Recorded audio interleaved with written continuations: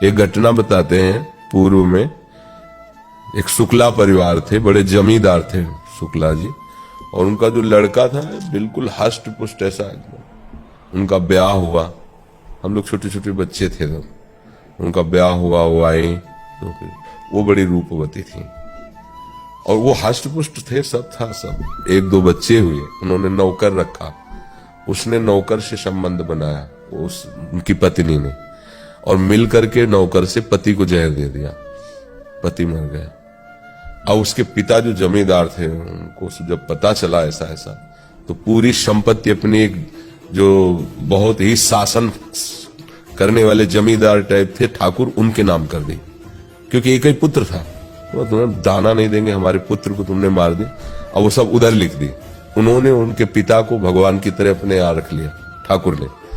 अब जब जांच हुई तो वो नौकर और उनकी पत्नी जो जिसने जहर दी, आजीवन के लिए उनको सजा हुई, सब बर्बाद हो गया ना।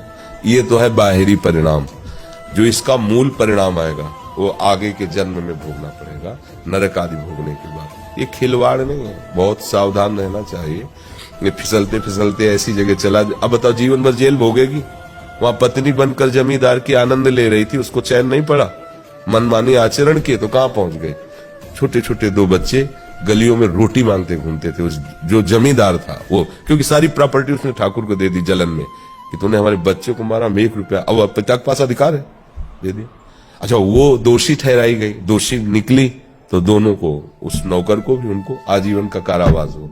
बच्चे दोनों अनाथ बच्चे, गलियों में हम भूख लगी रोटी, अब कोई उनको पुचकारने वाला नहीं। ये कितना बर्बाद हो गया, बर्बाद हो गया ना।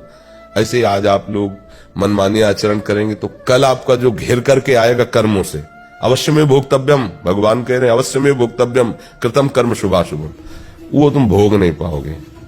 अब क्या उसका चिंतन होगा?